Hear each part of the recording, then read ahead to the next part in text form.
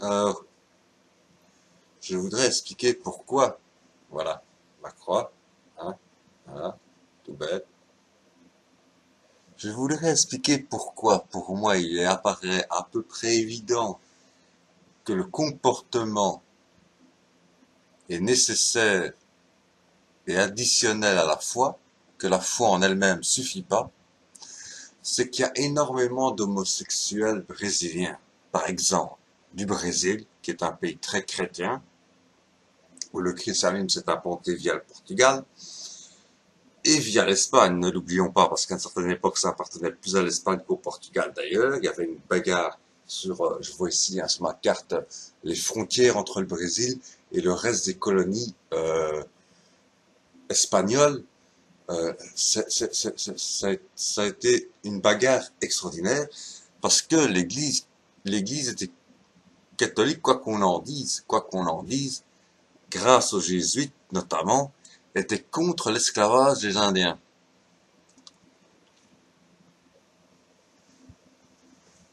Et donc, l'Espagne qui pratiquait l'esclavage des Indiens et le Portugal pas, ça faisait le mouvement de balancier. C'est terrible, hein.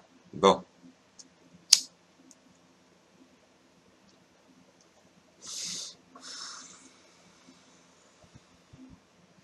Bon, mais enfin, peu importe. Le Brésil est donc un pays très chrétien, où même la majorité, 99,99999999999% des homosexuels se disent croyants, disent avoir la foi. J'ai été, suite au fait que j'ai été rejeté pendant des années par les femmes, en ce sens on peut dire qu'il y a prédestination, mais que c'est nous qui choisissons quand même. Il y a une prédestination par exemple à être maudit par les femmes, à être classé parmi les ennemis des femmes, alors qu'on n'en est pas un, mais malgré tout être classé comme tel, être naturellement classé comme tel, dès qu'on vous voit, dès qu'une femme vous voit, elle se dit ah, c'est mon ennemi, hein, etc. Alors que ce n'est pas forcément le cas. Je suis ennemi des bisounours, ça oui. Non, oui, ça oui.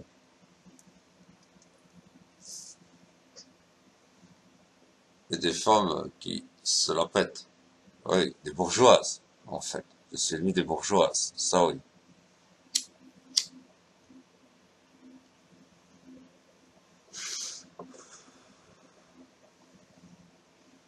Mais enfin, malgré cette prédestination, tous les choix qui vous sont offerts durant votre vie, c'est vous qui le faites. Parce que je me rappelle très bien, je suis devenu homosexuel.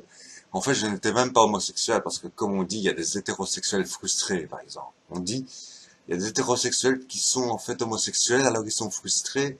Ils vivent une vie d'hétérosexuel alors qu'ils devraient être homosexuels. Ça, c'est la théorie homosexuelle très à la mode dans certains milieux et certains milieux professoraux, doctres de l'université, de certaines universités indépendantes, enfin pas indépendantes parce qu'elles ne sont pas indépendantes, elles appartiennent à des entreprises, comme l'ULB, hein, elles appartiennent à une entreprise. Voilà, faut le dire, faut le dire. Elle appartient à des entreprises, à un conglomérat d'entreprises. Mais bon, oui, c'est une université privée, l'ULB, hein. C'est pas une université libre. Oui, elle est libre dans le sens libéral privé. Université privée. C'est pas une université d'État, contrairement aux facultés universitaires de Namur, par exemple, ou de Mons, du Mons. Là, ça appartient à l'État, c'est pas privé, et donc c'est, voilà. Alors que l'ULB, c'est privé. Ça appartient à un conglomérat d'entreprises. Ben, c'est une théorie très forte, très solide, très appuyée par certains psychiatres et psychologues, qui effectivement appuient le fait que certains hétérosexuels seraient des homosexuels frustrés. Eh ben moi j'étais un homosexuel qui était un hétérosexuel frustré. C'est-à-dire que pendant des années j'ai cherché, j'avais beaucoup de libido envers les femmes. Par le malheur de ma vie, il a fait que je suis devenu homosexuel. Euh, c'est, oui, mais c'est pas ça le plus important. Le plus important, c'est que à un certain moment j'ai retrouvé la foi. J'ai trouvé nécessaire de retrouver la foi grâce au fait que j'ai rencontré un homosexuel brésilien qui était croyant en Dieu, sans pour autant avoir l'envie de changer quoi que ce soit lui. Hein. Lui n'avait absolument pas envie de changer sa façon d'être. Mais moi, je me suis mis à écouter certaines radios catholiques. Donc, je dis bien que les catholiques m'ont apporté énormément de choses. Mais les protestants aussi, parce que lorsque j'ai réellement voulu abandonner l'homosexualité, la première personne à qui je me suis adressé, qu'on m'a conseillé, c'était un pasteur, un protestant donc, puisqu'un prêtre c'est catholique, un pasteur c'est protestant. C'était un pasteur qui est venu avec une Bible énorme, ce qui me fait dire que, oui, ça rejoint le livre des origines de la franc-maçonnerie, c'est-à-dire qu'en note liminaire des Bibles du Moyen-Âge, il y avait des incantations, les légendes de Hiram, etc., etc., etc., etc. Tout ce qui fait le corpus de des francs-maçonneries, parce que la franc-maçonnerie n'existe pas, il existe des francs-maçonneries, et de la franc-maçonnerie égyptienne et magique, de rite magique, rite égyptien et rite magique. Il y a tout le corpus dans la Bible. Dans la Bible, tout le corpus a déjà été écrit. D'ailleurs, ce sont les théologiens qui sont à l'origine des rites de la franc-maçonnerie égyptienne. C'est un théologien qui a refondé le rite de la franc-maçonnerie égyptienne. Bon. Mais enfin, bon. Et il m'a fait faire une incantation, qui était une incantation juive, en l'occurrence, de divorce. L'incantation juive du divorce. Du divorce avec qui? Bah, avec le mec avec qui j'étais à l'époque. Donc, défaire le lien du sang, etc., etc., etc., toute cette incantation qui est typiquement juive, parce que il y a le sacerdoce de mariage, dans l'église catholique a conservé le sacerdoce de mariage, d'ailleurs, mais il n'y a pas le sacerdoce de divorce dans l'église catholique, ni dans l'église protestante, mais dans l'église protestante, il n'y a pas le sacerdoce de mariage non plus. Chez les protestants, on ne se marie pas. Enfin, on se marie civilement alors, mais pas à l'église. Ce que je trouve bien plus juste s'il n'y a pas le sacerdoce de divorce. S'il y avait le sacerdoce de divorce, là je comprendrais le mariage d'église. Quoi qu'un sacerdoce de divorce, c'est très dur. Je l'ai vécu, moi, de l'avoir fait. Par rapport, certes, à un homosexuel, vous allez me dire, mais c'est violent. Je me rappelle maintenant, je comprends mieux maintenant que je comprends le portugais un peu mieux, je comprends mieux ce qu'on m'a fait dire. C'est les briser les liens du sang, comme si on avait fait un pacte de sang, alors qu'il n'y a pas de pacte de sang. C'est tout figuré et très bon. Après ce passage de ce pasteur, effectivement, je n'avais absolument plus envie de relations homosexuelles. C'était hors de question pour moi. Avec plus personne, ni le gars avec qui j'étais, le Brésilien avec qui j'étais à l'époque, ni avec plus personne d'autre. J'avais envie d'une relation avec une femme. Et j'avais avoué au pasteur que j'étais amoureux d'une femme, laquelle, et je lui avais dit laquelle. Elle habitait dans le quartier, c'était facile. Hein, bon. Et ensuite, c'est le catholicisme qui m'a apporté énormément de choses.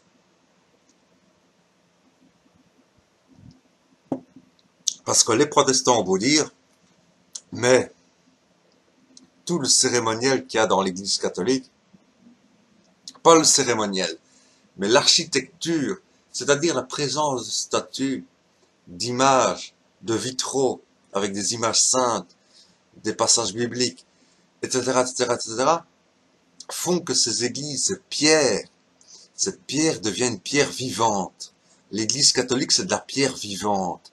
Contrairement aux églises protestantes où c'est un grand cinéma, où, hein, bon, voilà, où rien ne paraît vivant, alors que c'est du bois, pourtant, ça devrait être plus vivant que de la pierre, et ben pourtant, je préfère les églises catholiques, parce que les églises catholiques, on sent une présence. Et on se sent serein en cette présence. On se sent à l'écoute de cette présence. On se sent... C'est pour ça que je ne fréquente ni l'un ni l'autre, parce que je ne suis pas d'accord avec l'ensemble des dogmes catholiques, et même les plus importants d'entre eux d'ailleurs. Donc ça ne sert à rien que je retourne à l'église catholique, surtout lorsque les vitraux terminaux ont été murés, comme ça a le cas à l'église Sainte-Croix.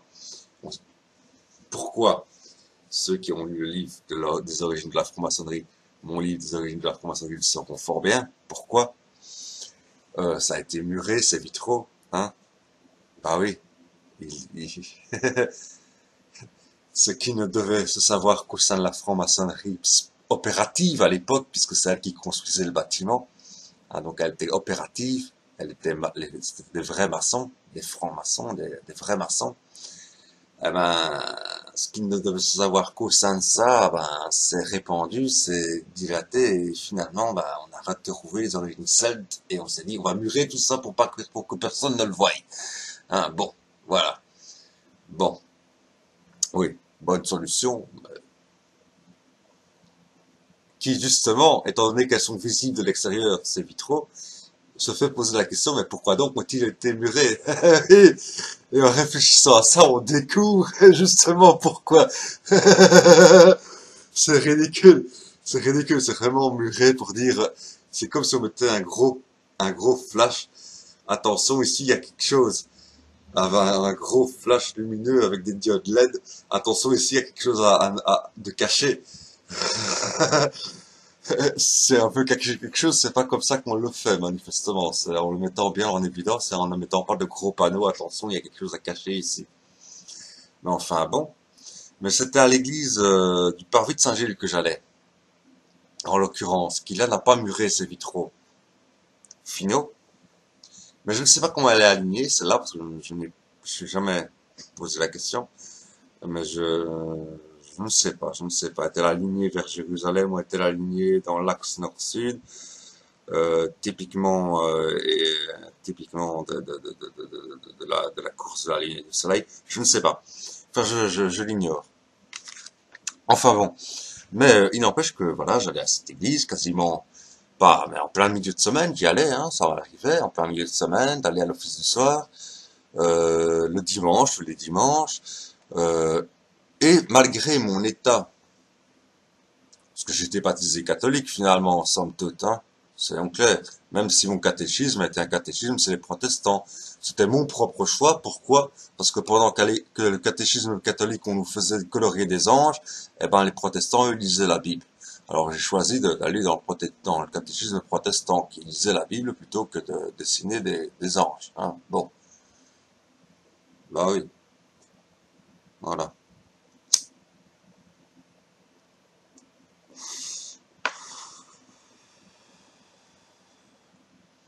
Mais ayant été baptisé catholique, malgré mon état qui n'était plus un état de péché, puisque j'avais relié ce péché, mais avec un pasteur protestant, plutôt qu'avec un prêtre catholique, certes, eh ben, j'ai participé à l'Eucharistie, c'est-à-dire à la transsubstantiation. Hein. Je ne sais pas s'il y a transsubstantiation ou pas, vous savez, c'est une question. Pour moi, c'est simplement une image utilisée par Jésus, parce que Jésus est bel et bien vivant lors du moment de la scène. C'est bon, on peut expliquer ça de cette manière, c'est pas le sujet ici. C'est pas le sujet ici.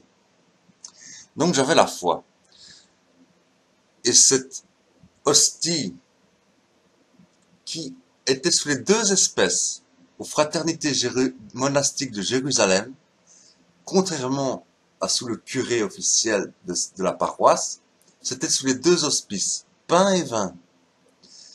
Eh ben, cette puissance de l'hostie et du vin, du corps et du sang de Jésus-Christ, de cette remémoration du sang et du corps de Jésus-Christ en fait, hein, qui a été donné pour nous en rémission de nos péchés, a fait que ma foi s'est transformée en un changement de comportement total.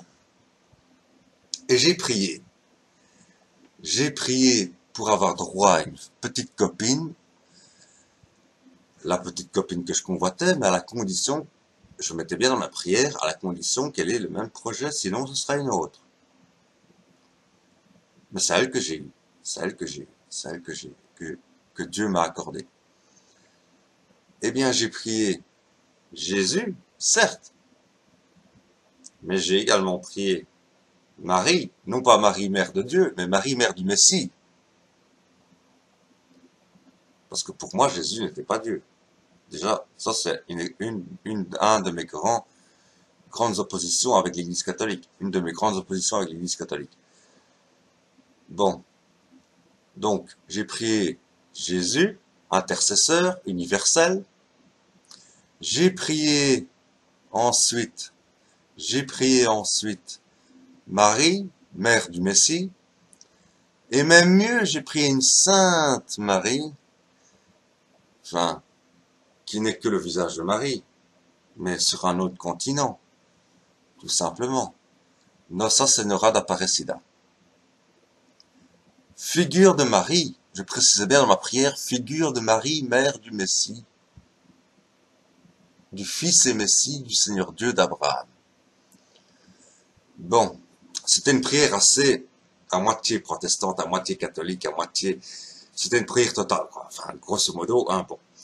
Et ça a marché, Dieu m'a accordé l'amour véritable de cette femme, et je l'ai partagé, et on continue comme ça, se téléphoner, même si on s'est quitté, oui, certes, on s'est pas marié. Je ne voulais pas me marier. Je n'ai jamais voulu me marier. Néanmoins, je l'ai aidé, c'est-à-dire que je lui ai apporté des papiers, cohabitation légale, hein. On a vécu ensemble, tous les deux. La cohabitation légale vaut pour mariage, ici en Belgique, hein. Bon. Et puis j'ai pris son fils à mon nom. Donc, alors que c'est pas mon fils biologique, mais je me suis dit, c'est une manière de la régulariser, etc., etc. Et puis comme on s'aimait, comme elle aurait pu être régularisée par cohabitation légale. Mais le problème, c'est que c'est très ténu parce que ça a duré quelques années, cette histoire. Et puis après, qu'est-ce qu'elle aurait fait sans cohabitation légale? Ça aurait été très dur pour elle de perdre tout à coup tous ses droits parce qu'elle n'avait plus de cohabitation légale, alors que c'était un choix à elle de s'en aller, pas un choix à moi. Je, je, je... Donc il valait mieux que je fasse comme j'ai fait, finalement. Mais pour dire que la foi ne sert à rien d'avoir, il ne sert à rien d'avoir la foi si cela n'induit pas un changement de comportement. La foi peut sauver à condition qu'elle induise un changement de comportement. Un changement de ligne dans sa vie. C'est ça. La foi en elle-même ne sert à rien parce qu'il y a, comme je dis, des millions d'homosexuels qui au Brésil se disent chrétiens, j'ai la foi, tout ça, blabli, blablabla, mais trouvent normal. Et pourquoi est-ce qu'il y a condamnation de l'homosexualité gay en tout cas, l'homosexualité des hommes en tout cas, plus qu'autre chose? Parce qu'on ne mélange pas. C'est comme l'histoire kabbalistique, c'est comme pourquoi est-ce que les juifs ne mélangent pas le laitage avec la viande. Tout simplement parce qu'on ne mélange pas, en dehors de la volonté de Dieu, la vie avec la mort. Sors du trou du cul la mort, sors de ton pénis la vie. Tu ne mélanges pas la vie et la mort. Que la vie aille avec la vie. Sors du con, la vulve, du vagin, d'une femme la vie. Du pénis sort la vie, que la vie aille avec la vie. Et non pas que la vie aille avec la mort. Tu trouverais dégueulasse de bouffer de la merde. À part qu'être taré, tu trouverais taré quelqu'un qui boufferait de la merde. Bah, c'est la même chose pour ton sexe. Est-ce que c'est pas taré de faire pénétrer ton sexe par là où passe la merde? Voilà. Donc, mais enfin, je dis la foi doit changer, c'est la preuve que la foi ne vaut que si elle induit un changement de comportement. Comme dit Jacques dans l'épître de Jacques, montre-moi ta foi sans les œuvres, et moi je te montrerai ma foi par mes œuvres. C'est-à-dire que même quelqu'un qui ne croit pas en Dieu, à la limite, peut être plus sauvé que quelqu'un qui y croit, simplement parce qu'il se conduit mieux que quelqu'un qui y croit. Ça, c'est ma doctrine sur la foi et les œuvres. Voilà. Et désolé ceux que ça a un peu incommodé ce témoignage, ça vous a incommodé à notre époque, hein, vu ce qu'on voit à la télévision, franchement, si ça a incommodé quelqu'un, ben, pas moi, hein. Voilà, c'est moi le plus gêné dans l'histoire, hein, parce que c'est moi qui raconte mon histoire.